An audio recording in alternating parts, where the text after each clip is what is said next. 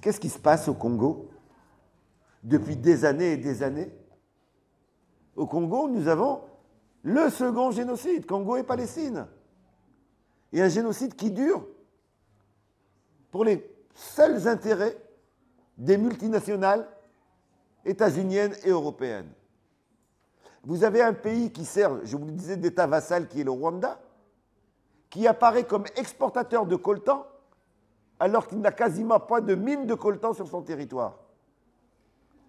Autrement dit, la déstabilisation du Congo sert à piller le coltan qui sert au Rwanda à avoir une exportation. Et bien entendu, toutes les multinationales qui achètent ce coltan sont au courant du prix de cela. Un véritable génocide. Qu'est-ce qui s'est passé au Soudan?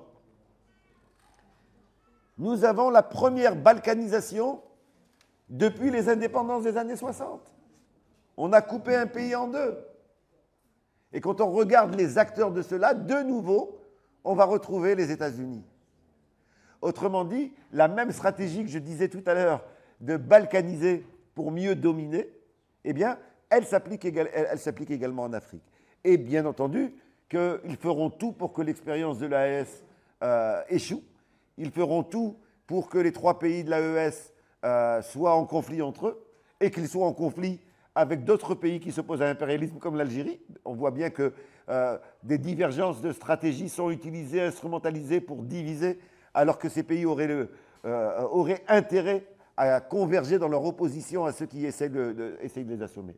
Donc en Afrique, on n'a pas une situation où il y a moins de guerres ou moins d'enjeux guerriers. Il y a une situation dans laquelle, malheureusement, les mobilisations sont moins importantes. Il y a pour la Palestine un mouvement de solidarité et il faut encore le renforcer.